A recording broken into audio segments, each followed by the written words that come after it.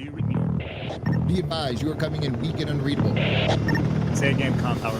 This is Haji. Do you read me? Over. Pacho, this is Con Tower. I read you Lima Charlie. Com Tower, Com Tower. Request permission to launch and commence the field op. Over. Stand by. Pacho, permission granted. Say again, permission granted. Roger that. Launching podcast in 3, 2. You are now entering the field op with your host, Pacho Correa, Chief Warrant Officer 3, United States Marine Corps retired. Get some. Hurrah! What's going on, peeps? Another week has gone by and Baby Friday is upon us, or Friday Night's Eve, as I like to also call it as well. So we got a pretty good show today, some really good info, but before we get started, let's get all the logistics out of the way. This show is brought to you by Primerica. Let me ask you something.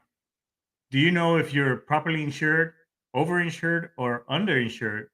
Well, the folks at Primerica can let you know that information. Again, no commitment.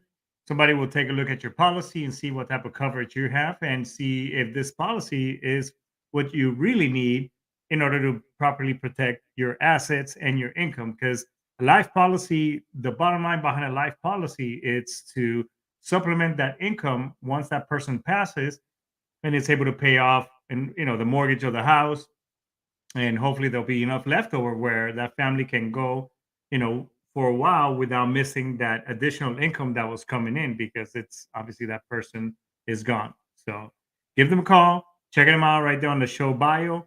Send them an email, and go from there. Again, no commitment necessary, but at least you'll be well educated on what type of product you have. This show is also brought to you by Castle Global Services. At Castle Global Services, they have an array of a bunch of really good services, both for your residential and your commercial business. Another one of the good products that they have is that if you have a current mobile phone plan, they have major carriers like AT&T, T-Mobile, and others. And just like, so check them out. The rates are very competitive. You can actually use it on both your commercial and for your business as well. So go to ACN. Right. First of all, it's on the show and show description. So castleglobalservices.acnibo.com. Check them out, hit them up, and go from there. Also, this show's been it's also brought to you by the VA. So here's a message from our VA sponsor. This message is from the U.S. Department of Veterans Affairs. Do you want easy access to VA Online, as well as other government websites? Then login.gov is the way to go. Login.gov is a U.S. government service that provides seamless access to government websites. By creating a login.gov account, you can use the same email and password to sign into va.gov, My Healthy Vet, VA DoD e-benefits, and the VA Health and Benefits mobile app, among other VA services. Login.gov also allows you to securely sign in to USA Jobs and TSA PreCheck, and to apply for SBA small business loans and disaster assistance. One login, many resources. To create a login.gov account, simply go to va.gov and click sign in.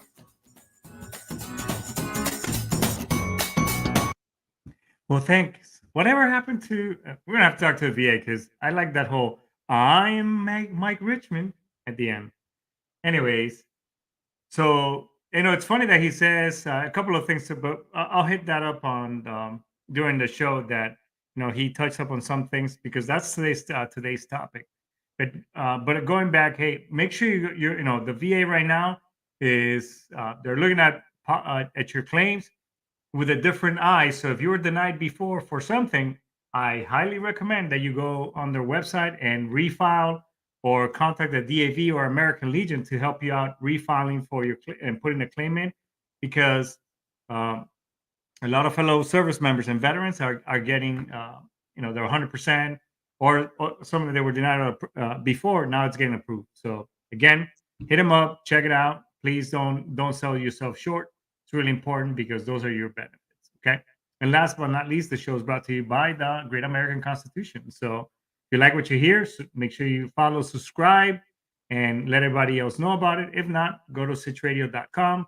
Check out some of the awesome shows like I Podcast That, Combat Vet Vision by Aaron Siebert, and the Todd DeBow Show, among many others. So, again, because bottom line is this show is all about freedom of speech, right to bear arms, and everything else, that all the freedoms that I defended for 21 years and that other service members that have come and gone have been, defending this great nation of ours. So, with that being said, today stopped, as I was, this week kind of looking through, social media, here and there, because the I've been studying really hard for a test that I didn't pass it the first time because that thing is very hard. But I did, I don't have any social media. I have some social media on my phone, mainly LinkedIn. So I hardly ever look at that anyways. But I started noticing a trend, and I know because I somewhat did it myself, not as bad, but you can always tell when a service member is transit, especially when they're an officer or senior enlisted, you can always tell when they're getting ready to get out. They're usually do some of my counterparts, as I saw when after because I got out in 2014, so uh, I see some people, their LinkedIn accounts when they're in the military, motherfuckers look like they're Napoleon Bonaparte. I mean, they're in their uniform with, hands stuck right here under their jacket, sideways hat, looking all serious, like, right? And then, and as they get ready to get out, now you see their photos like, hey, look, I'm a fucking human being. I smile now. And, hey, look, I'm wearing civilian clothes, everybody. Woohoo! Right? Where in reality, and back in the day when when I had a LinkedIn profile, I don't remember if I was on uniform or not. I got maybe, but I know I used to smile in my photos. Again, look, if you're gonna do that, that's fine and dandy. Yeah, it's great that I'm proud of you're proud of the service and that you're in and everything. But seriously, think about it. Who gives a shit in the Marine Corps, Army, or Navy, whether you're in your uniform or not? Nobody. Nobody. You're not gonna get a shitty duty station or some bad command or whatever the case may be. Nobody's gonna come to your door.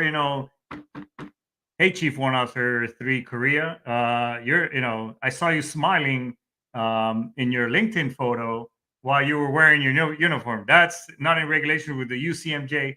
So again, at some point in time, your career is it's gonna be over in the military. So make yourself more personable and smile. Be approachable. If you're gonna go to the base photo center at public affairs, I think it was the office that we used to do it. If you're gonna take a photo, take a serious one. That way they can hang that shit up at the command, at the company office or at the battalion as they walk in. Fine, you want to be serious, look like like you're getting ready to take over a nation, an emperor or some shit. Fine, do that. But tell that Marine, hey, devil, can you do me a favor? Can you take it, pic and smile?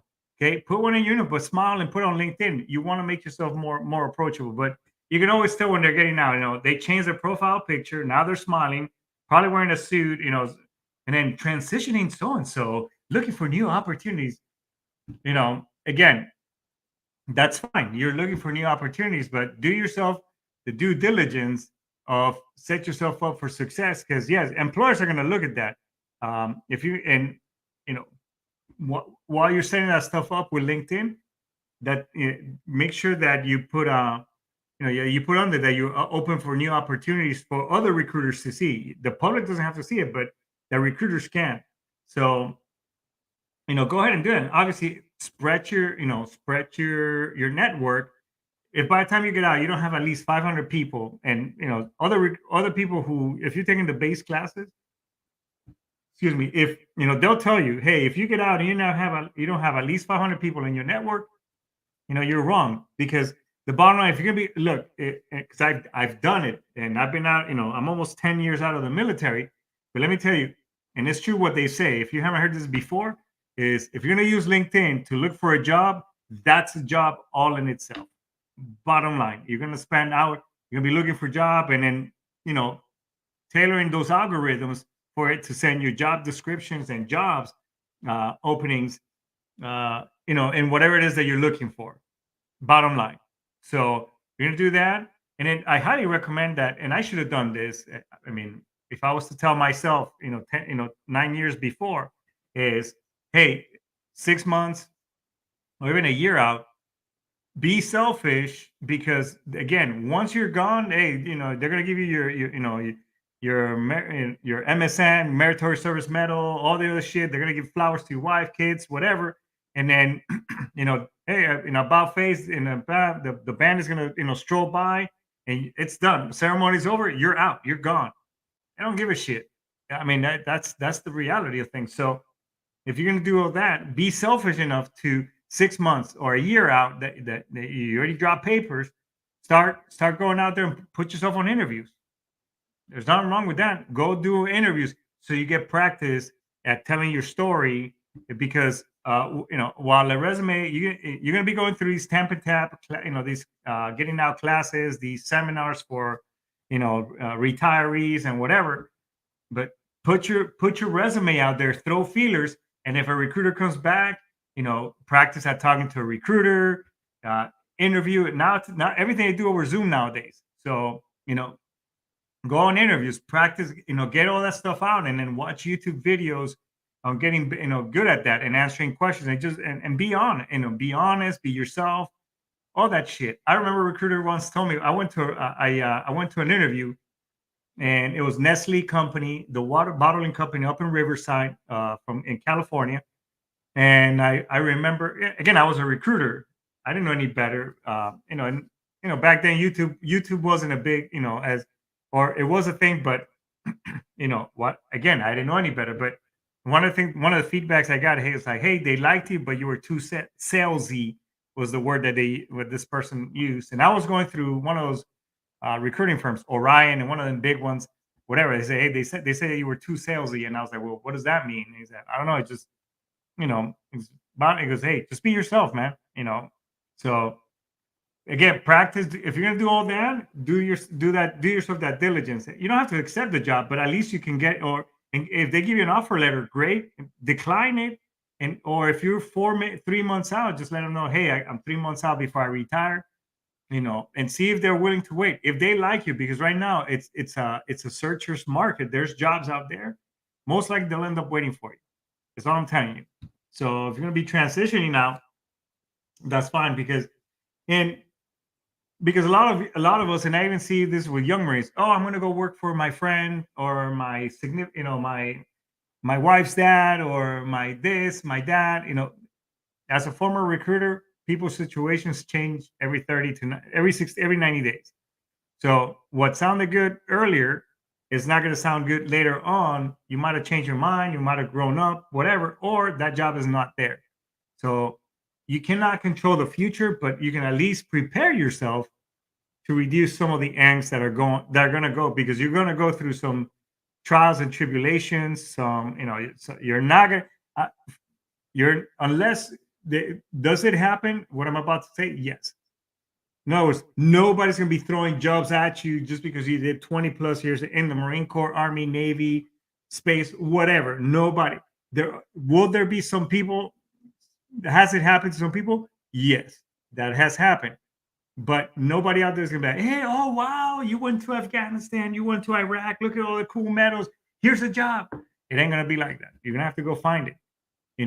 Unless you're a general, some high ranking person, that a lot of times, some corporations do look for those people, because obviously, it does happen. I mean, again, God bless those folks, and they've earned that right. When you get out as a general, I mean, you've been through some shit.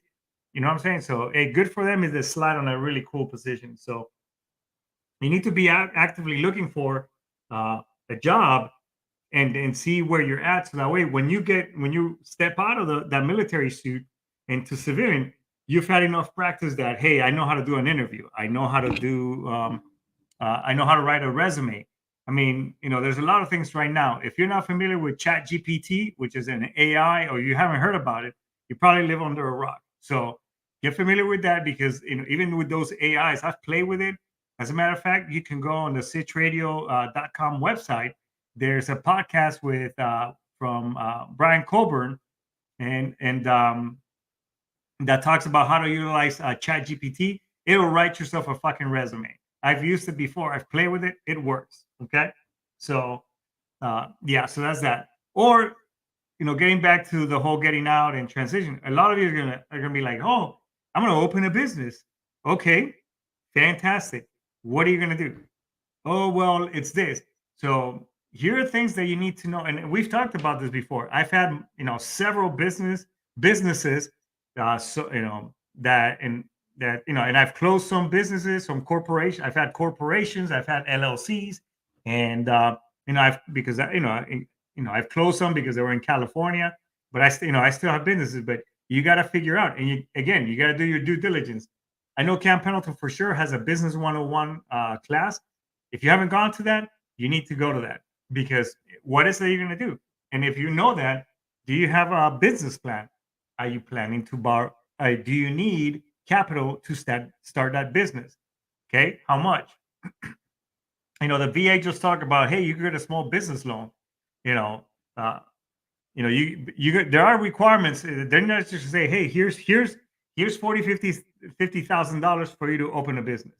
And if you've been following, if you're out there looking at TikTok, Facebook, and all these young people, saying, "Hey, here's how the rich get richer," or "Here's how the rich open," uh, you know, do it. If you take those advice from somebody that's done it, and for real, because what all those folks on social media don't tell you is that you're gonna go through, through some you're gonna be walking trial by fire type of shit. There are gonna be, good things and bad things, and none of that stuff. It's not a one fix, one band-aid, or this is gonna work for everybody. So take the business 101 class, figure out what it is. If you're gonna get a loan, how much is it, and then meet the bank requirements and all that stuff. Um, you know, other things to consider is, do you know you're gonna have to get a business license at probably I know in California because I opened, I had several businesses over there and I've helped other people and I guided them through the process. And you're gonna have to get a license through the city. Um, you know, you're gonna have to register that name probably at the county level or at the state level. See if that name of your company is available. I know here in Florida, you go to sunbiz.org, pay 150 bucks, and pretty much it's pretty easy. Some states are very friendly, some are not. Uh, so the bottom line is you got to do your due diligence and not be on social media. And that's a great point that you just pointed out there, Linda, is that a lot of these people that are talking on, oh, hey, use use this insurance policy as a living benefit, and all that other weird stuff, is that a lot of those people are getting paid by those companies to say that, which is, hey, whatever, that's a business too that they're doing. So make sure that you do your due diligence and your homework as that. So, or are you looking for a franchise? There are companies out there that can help you get, on the franchise. Again, you're going to need capital. You're going to have to go through a business plan, not just a business that they're going to, McDonald's is not just going to go ahead and hand you a business right off the bat. I'm here to tell you right now. I have a couple of friends who have gone that route. One of them was looking at a Chick-fil-A, and a lot of these businesses, they require you minimum to work at the McDonald's as a cashier, learning every position, all that stuff for at least a year before they even consider. And that doesn't guarantee that they're going to give you or approve you for a franchise. You know, I knew a colonel that when I was going through my undergrad in the Marine Corps, and his job was he worked at Subway and Subway corporate after he retired from the Marine Corps, and his sole job was to analyze the performance of Subways and franchises, and if that franchise was not meeting the mark, maintaining Subway standards, he would go out there, inspect them, do audits and everything, and basically he would pull that franchise from that person. So all that money that you invest in whatever, it's pretty much gone like that. So again, another route that you can go, but it's again things that are not easy to do, but that that can be achieved if you got the determination, the want, the desire, the ganas, as as Mr. Escalante from an old movie back in the day would say, you can make all this stuff, and you can do anything that you want, and you put your mind to. However, there are, you have to go through the troubles and the due diligence in order to get from point A to point B. you know then there are other things out there too, that you can transition into. I transitioned into the safety industry, which by far was one of the best decisions that I made, even though I wanted, first of all, I wanted to be a teacher. So back in the day, but as I moved on in life, I was like, well, this seems easier. I think I like this, and I tried the safety industry, and it's done very well for me, and I've loved it. I even had a safety company up in California, and I thoroughly enjoyed that business.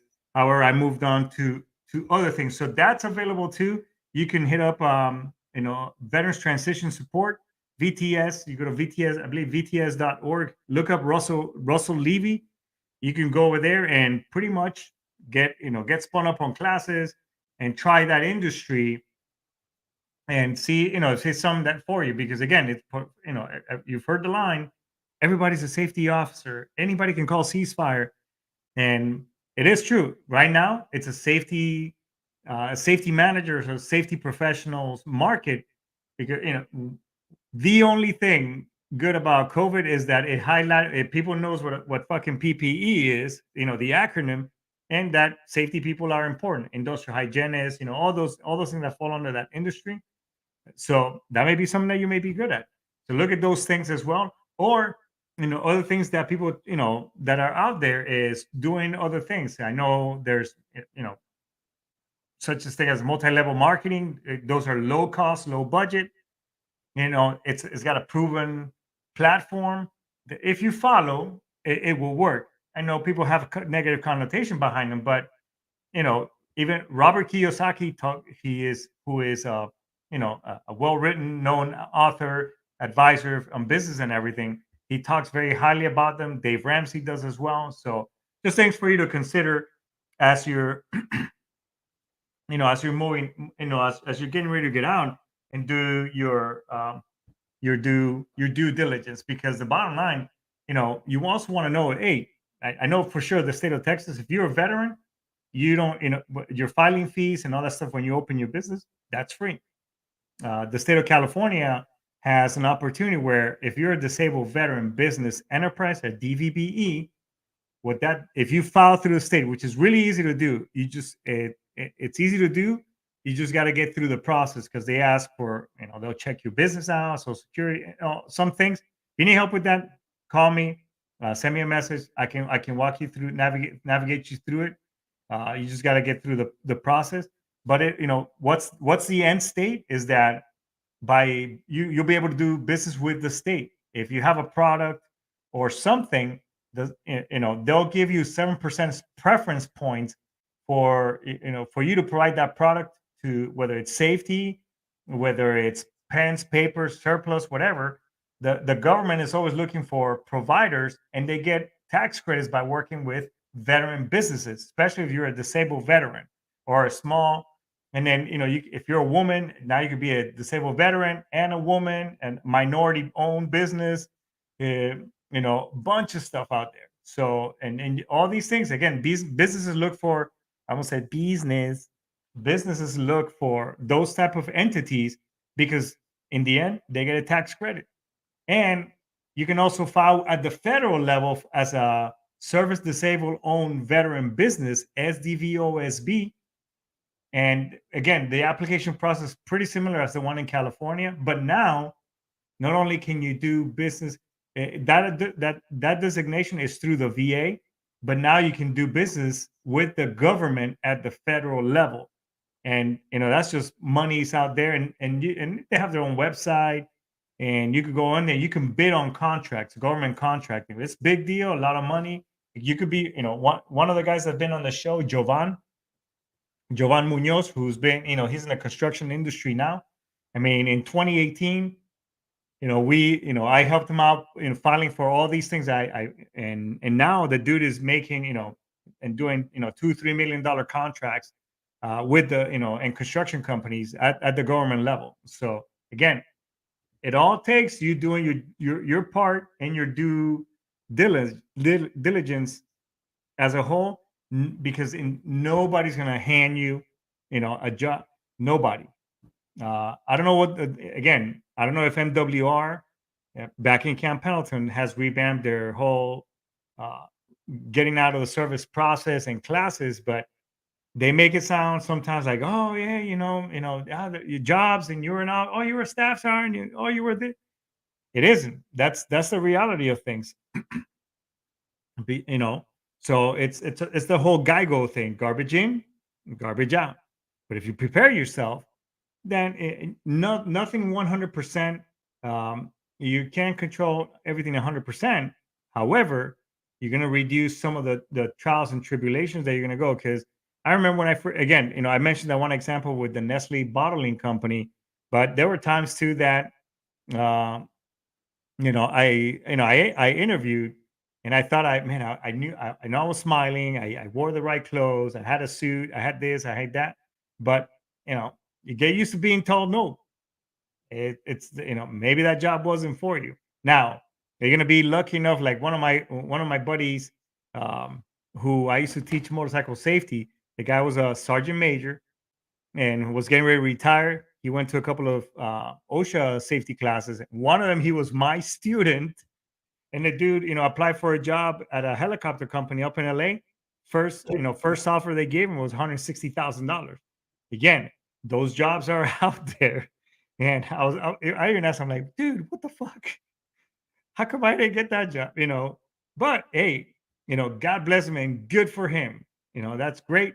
And awesome that that he was able to find that job. And those jobs are out there. But those are a few dimes a dozen. Maybe they're popping up a little bit more than that, but you know that's the thing. So again, it's all great that you're going to be using social media, LinkedIn, and all those things, but be open. And I'm going to tell you, be humble and be open, because, and I don't know what your situation is financially, but and remember this: you are, because if you're retiring from the service, I want you to remember this: you're in a different situation than the average American. You're going to be getting a retirement right away. So because it allowed me. Somebody told me, hey, take the time to decompress, because for 20 plus years you were out there doing your shit, snooping and pooping in other lands, and deployments and all this stuff. You're wind up pretty tight. So take the time. Don't do like a lot of people that I know that they retire and they got 120 days of terminal leave. I did. And then they 2-3 weeks thereafter, they just had their ceremony, they're sliding into another job. Don't do that. I Please take the time, spend time with your family, decompress, get to know you, get to know the real you, because I'm gonna tell you, you're different. You're different than the average, and I'm not drawing that line on the sand, but I am. You're different than the average, than the civilian out in the private sector. So take the time to decompress to the point where your family's telling you, okay, dude, you need to find a fucking job. You're driving us crazy. You know what I'm saying? So I did that. And it was good because, it allowed me to reconnect with my kids. It allowed me to reconnect and then disconnect with my wife at that time. But, you know, but it was good. And then I did a bunch of me shit. I did a bunch of cool stuff. Slowly but surely I started reintegrating myself. And you're going to be getting a paycheck anyways, your retirement. If you do your due diligence and you put in before your EAS, you just start doing your VA claim. By the time that EAS, end of active service, comes, that following 30 days later, boom, you get your first VA check on top of your retirement. So you're going to have enough financial backup where you can sustain yourself until you find that job. You'll be okay, even if your spouse doesn't work. And I'm sorry about that. I keep hitting this book that I got my notes on. even if your spouse does not work, because mine didn't at that time, and we were okay. Now I'll tell you this: be careful, because I got wrong advice from the transition office. I was doing something part time, and I was told, hey, you can get what do you call unemployment, and while you're while you're on out of the military and this and that. No, you cannot, because I was looking for a job. I was filing my paperwork, but on the weeks that I didn't, um, you know, because I was working motorcycle safety on the weekend. So on the weeks that I didn't work, I wouldn't draw unemployment. Anyways, long story short, I took on about 5 grand of unemployment. Uh, yeah, there you go. See, look, Mad Max Human is on the house. Shout out to my boy Scotty. And yeah, I mean, he's doing okay. You know what I'm saying? So, but the bottom line is, if you take unemployment, they're gonna come back for that shit quicker than hell. And I received that letter from the California unemployment. Say, hey, you owe us $5,600 plus penalties for illegally taking monies. I went over there and I appealed that quicker than it's hot. And I explained to, hey, Your Honor, I did 21 years in the Marine Corps. Do you think that I want to, fraudulently and maliciously fraud the government for money? I was just an advisor from from the from the labor office, that told me that I could do this. So and he's like, oh, don't worry about it. They removed the penalties, but I had to pay that money back. So they'll take theirs. The bottom line is, no, you cannot draw unemployment. So just be careful with that. Get more information, depending on your state or where you're retiring. Get more information and go from there. Okay, because you know, as a whole, again, just to kind of wrap up, you're okay. So don't rush into the next best thing. Get reconnect with your family and then decompress, because you're gonna be that really naughty boy. You're gonna be that one. You don't want to be walking around, because a lot of you fucking are gonna be walking around work, left, right, left, counting cadence, and somebody says something, you go kill, hoorah, get some, this and that. They're gonna call you into HR, okay? And somebody's gonna talk to you and say, hey, you need to tone that shit down. People are kind of get scared of you. Again, it didn't happen to me this time, but when I first got out the first time, that shit happened to me. Okay, because I was too serious, and hey, you're too wound up, too tight. We're gonna if you don't tone it down, we're gonna let you go. So those are things that, again, from trials and tribulations, that I want you to remember. So again, decompress, smile in your pictures, even if you're still in the service and you're getting ready to get out. And by the way, you can hit like and, hey Tim, great fucking post, and blah blah blah. Oh, I wish you enjoyed your. Look, nobody gives a shit, and nobody, by you posting all that stuff on LinkedIn as you're getting ready to get out, nobody's gonna offer you a job, bro. So again, you gotta do your due diligence. I cleared the warehouse when I was working the distribution center while on terminal. Yeah, hey man, again, you gotta do, you're gonna go, you're starting all over again. You're a PFC all over again. Hoorah, get some. So with that being said, I think this is a great fucking place to index this bitch. I bump my gums enough, people. Shout out to my boy Matt Max Gilman. Linda, hey, thanks for always supporting and throwing comments on there, everybody. But with that being said, we're gonna go ahead and index. Aistimas. I'll talk to you later. Daisuki. Yacht. Get some. Peace.